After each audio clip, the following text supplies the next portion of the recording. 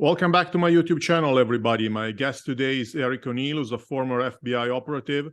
And today with Eric, we'll talk about Russian espionage in the United States and Russian espionage in general. Thanks for your time, Eric. Thanks for joining me today. It's good to be here, Leonardo.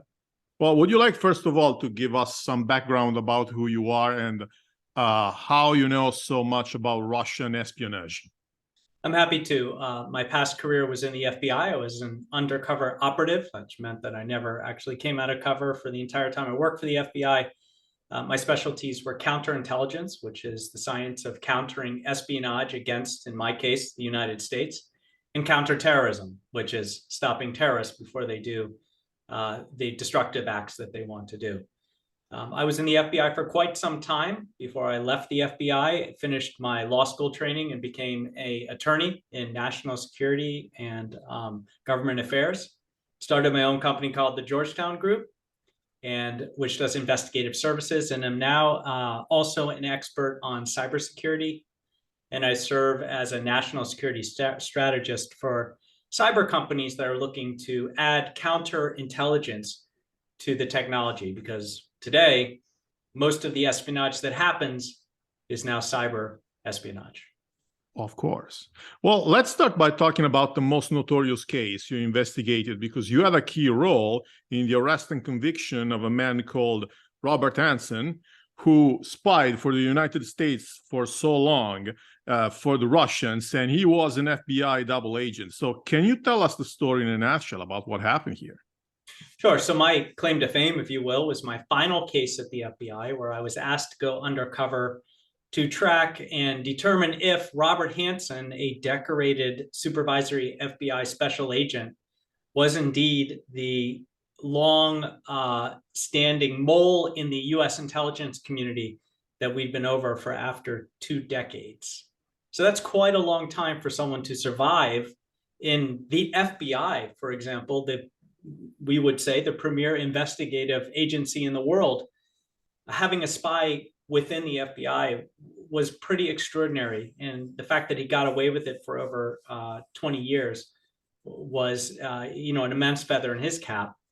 I was asked to go undercover at the very end of that case to prove that he was the spy that we thought he was, and then finally to find the evidence that would allow us to catch him red-handed at the scene of his final drop. And I was able to do that. So a little bit more on Robert Hansen. He was a decorated agent, as I said. His job was to hunt Russian spies. So as an FBI analyst, one of the top agents learning about Russia and espionage and how to counter it, he was a top counterintelligence agent for the FBI. The problem was, within years of his joining the FBI, he volunteered his services to the Russians and became their top mole in not only the FBI, but the entire intelligence community here in the United States for over 2 decades, and gave some of the most damaging secrets that have ever been given to a foreign intelligence service, including, if you think about how long he was a spy, he began during the Cold War, when it wasn't Russia, but the Soviet Union. And he gave them information regarding the United States nuclear warfare plan. So if missiles were flying, what would we do? And if they shot first, how would we respond? Which during a Cold War was not information we wanted the Soviet Union to have. He also gave information about undercover operations we were running and spies that we had recruited within the Soviet Union. So between 1984 and 85, we lost every single one of our assets in the Soviet Union, which made us completely blind, because espionage drives information that allows a government to make decisions. And when you're in a Cold War conflict, you certainly want your spies to be feeding you information. He also gave up undercover operatives who had lost their cover and could no longer work. And he gave up lives by giving up some of the spies that we had over in the Soviet Union. Back then, there weren't long trials and celebrity lawyers and the things we see today in these big espionage cases. Instead, the Soviet intelligence just flew them back. The KGB put a gun to the back of their heads and solved the problem there. So there were deaths that were on his hands. So you got nuclear secrets, you have lives that he gave up, and some of the most classified intelligence that's ever been given from the United States And so he was looking at the death penalty when we finally caught and arrested him. But do you have an idea why he did that? Was that just for extra money? Well, I should caveat this by saying through the entire investigation and for years afterward, when he was subject to interviews and interrogation by both the FBI, the CIA, and a third commission that was put together just to ask him what he did so we could fix it, he has never said why. He refuses to. It's his one last little bit of power, the scrap of himself that he kept. But I have a pretty good idea. I worked undercover with him as a member of his staff in a brand new division that we created in the FBI called the Information Assurance Section. But it was only the two of us building what then he thought overtly was cybersecurity for the FBI. Covertly, my job was to learn about him and find the information to catch him. So we had a lot of conversations, enormous number of conversations, which is how you do one of these undercover investigations. And I think he got pretty close to telling me why. I think it all began because he joined the FBI to hunt spies, but hunt spies in the field like I did, not from behind a desk, not as an analyst. And he was angry when the FBI realized his skills were not field skills. His skills were not managing people skills, but he was very good at using computer systems and writing computer programs to track target data and figure out where someone was going to be in the future and to catch spies. So as an analyst, those are really the bread and butter of intelligence. Analysts tell people like me, field operatives, where to go and what to do. They give us the intelligence that allows us to build these cases and win them. And so he was angry. He was a disgruntled employee. He didn't want to be a what he thought of as a librarian. Instead, he wanted to be James Bond in the field doing what he thought was real fun stuff. Now, in reality, doing surveillance work or field work is a lot more slow paced than you see in the movies. And so he was a disgruntled employee. At the same time, he had requested a position in the Manhattan field office, so in New York City, one of the most expensive FBI field offices in the world. And he was having a lot of children with his wife, and he couldn't afford his life. He was living in an expensive place. He couldn't afford to send his kids to the schools he wanted. And he thought that he should be up here in his career when he was slowly rising like normal people do. And so that combination of anger and the need for money was the triggering event to cause him to spy. And so he sold out. He volunteered himself to the Soviet Union at that time, way back when, and made all the calls. He decided when he would drop information. He told them exactly how much to pay him, and the information he was getting, he was giving them was so extraordinary. They pretty much did everything he said. They didn't even know who he was. So he was like a bank manager running a bank who steals from his own bank. He knows where all the flaws in security are, and he's incredibly successful to do it. That's crazy. Well, there had been another pretty interesting case recently when in 2010, 10 Russians were arrested. 10 Russians living in the United States were arrested in what was called the illegals program. So these 10 people were living in America, faking to be American or Canadian citizens, and they were actually spying. They were spies. They were Russian spies. What happened? Can you tell us in a nutshell something about this case? Well, the case you're talking about in 2010 and 11 had a code name. It was called the FBI Ghost Stories case. That's what they called it. And these Russian illegals, there were 10 arrested. There were 11 illegals identified. One of them escaped before they were all caught. Were what we call a illegal. So it is someone who is coming over it goes from one country to another, here Russia to the United States, and they embed themselves in society. They don't work out of a diplomatic office. They haven't registered as a foreign national. They come over under some sort of pretext. So for example, one of them, Anna Chapman, who's probably the most famous because she's the most beautiful and got the most fame, she married an individual in the UK, and then after being married to him for a really short amount of time, divorced him and came over to the US as a UK citizen, not a Russian citizen, and then took a job in finance and was trying to get close to among others, the Hillary Clinton campaign.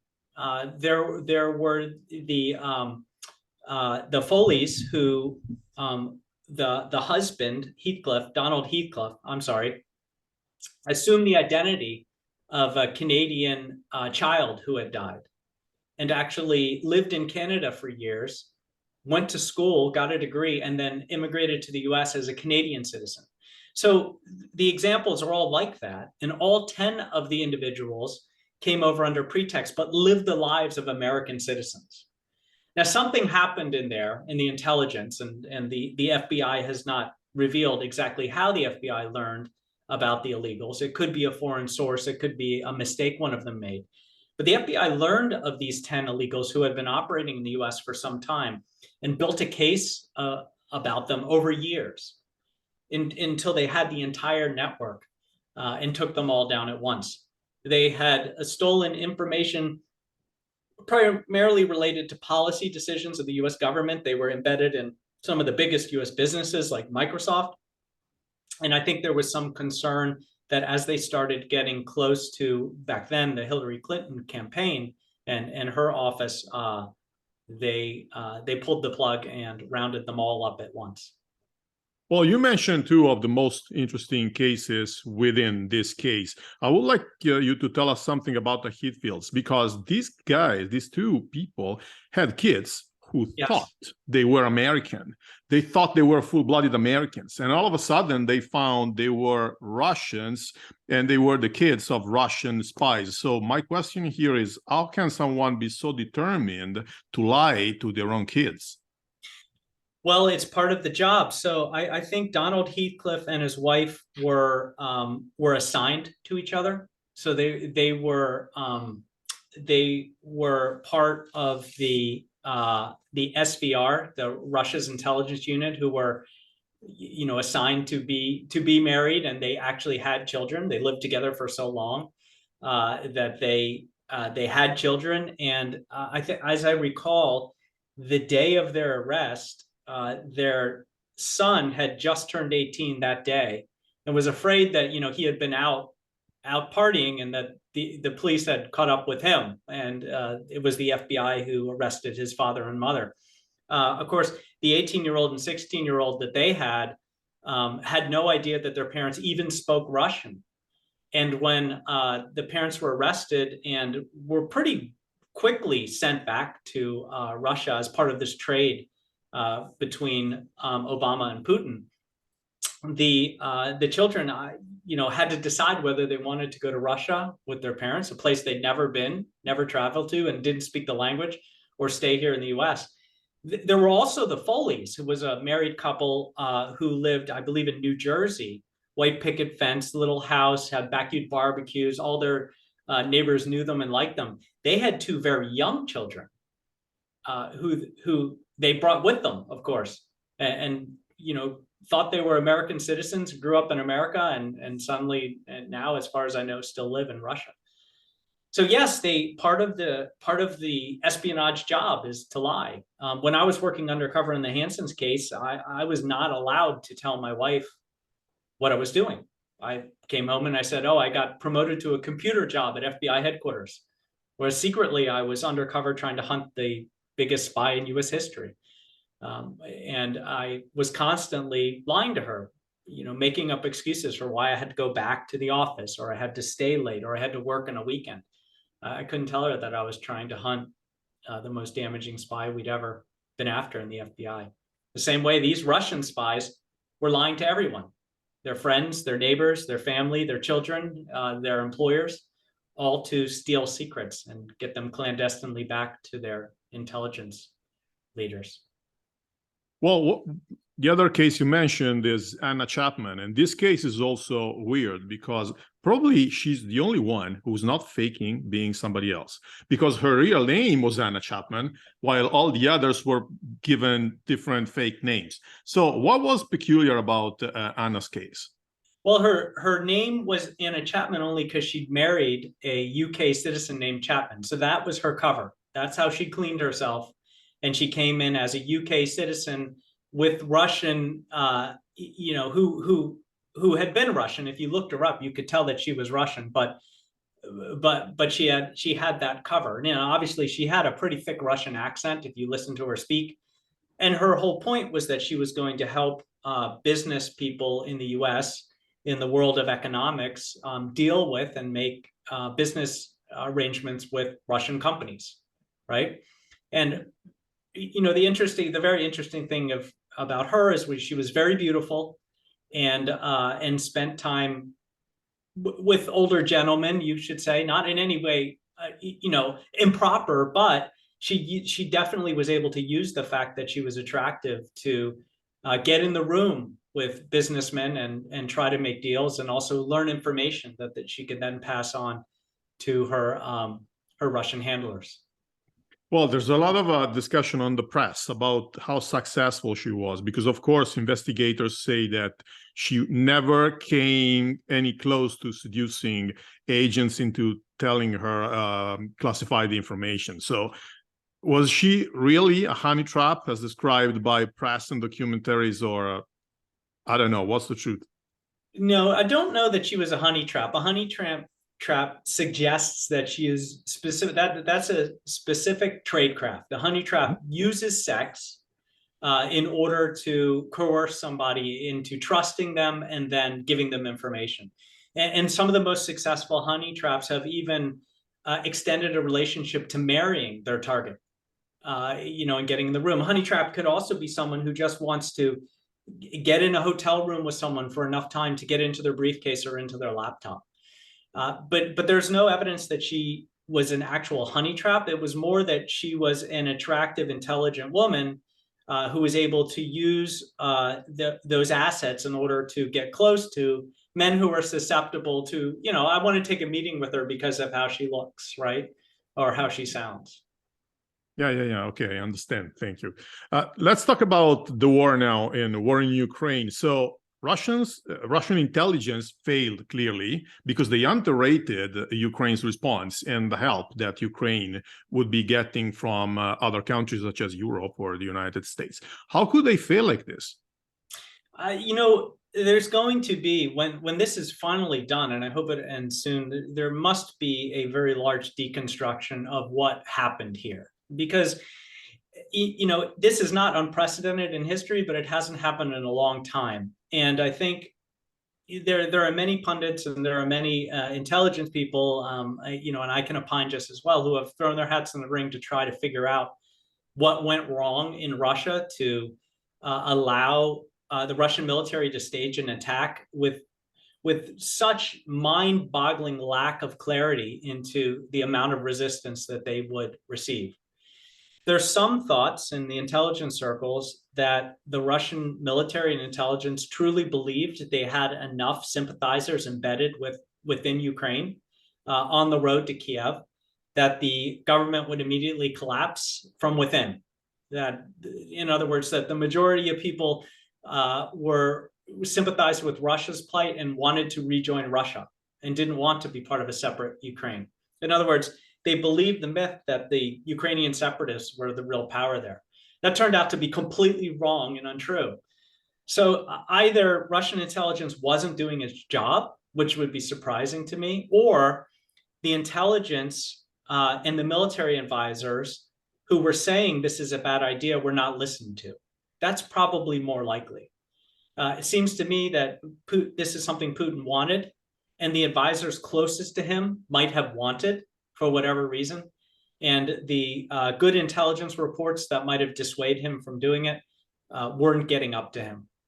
But it is really surprising that because everyone thought they would roll right over, but it's very surprising at the extent of Russia's failure in Ukraine. Well, definitely. And as far as you know, what are Russian spies doing right now for the war? Like, what information are they trying to collect? Well, there are really two prongs. There is an enormous amount of work by Russian intelligence officers in the world of cyber right now throughout Ukraine. So Russian espionage is trying to steal information, deny communications, work on shutting down parts of the power grid, work on shutting down missile response.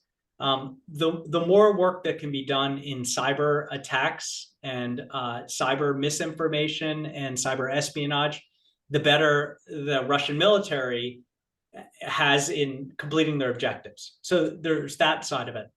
The other side, I imagine, that's occurring on the ground in Ukraine is the recruitment of sympathizers and Ukrainian sources who can do everything during warfare, from sabotage to providing advanced intelligence and information that can help the military.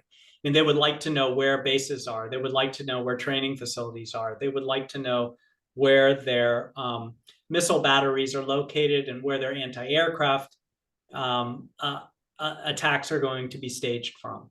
So intelligence will be working very hard to find all that. There is no war that isn't primarily won by intelligence units. Spies win wars. Without intelligence, you just flounder.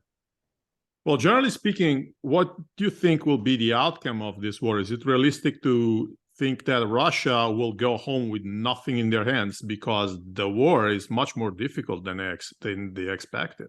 And bloody. They've lost quite a few people. I think the outcomes are, and this is really just guessing. I suspect that what will eventually happen is Russia will be provided some sort of an off-ramp. I don't think Putin will go away without something to go back and tell his people. That might mean there is a portion of Ukraine that is carved out that remains part of Russia. But that's very difficult, because what Russia really wants is an area through Ukraine where they can establish a pipeline they control. And Ukraine, of course, wants to keep that. So there has to be something that's given to Russia in order to get them to stop. Otherwise, they would have to withdraw their forces and admit that this was a complete military, intelligence, and government disaster. And heads have to roll if you admit that, which could mean the complete undermining of the Russian government and some sort of revolution there. Well, this might be a possible outcome. I actually hope that they go home with nothing in their hands, because what they did was, this is what we all hope. Well, absolutely. I think that we're looking at a much longer war if some decision isn't made to say, we need peace, let's negotiate peace, and here's what Ukraine is willing to give you if you are willing to completely withdraw and sign a treaty that says you won't come over this line again. That's probably the most likely outcome. I just don't know what form that will take, because right now passions and emotions, and arguably they should be, are very high. And I think with Ukraine holding the line and even pushing Russia back, it makes it less likely that that's going to happen anytime soon either. Sure. Nobody knows. I know this would have been a hard question to answer. I tried my best. That's all I have for you today, Eric. So many thanks for your time and for your very precious explanations, who gave my viewers a good overview about Russian espionage. So many thanks for accepting my proposal. Thank you, Leonardo. I appreciate it. I always love to talk about spies, and I'm half Italian. So my mother's maiden name was Gemelli. They come from just south of Italy and just north of Sicily. Wow, so maybe we can have another interview in Italian next time. I can't speak it. Sadly, my mother didn't teach me. Oh, no, I understand. It's very common about first-generation American. You understand, but you cannot speak and answer back. Right. Thanks, everybody, for watching this, and see you all next time. Bye-bye.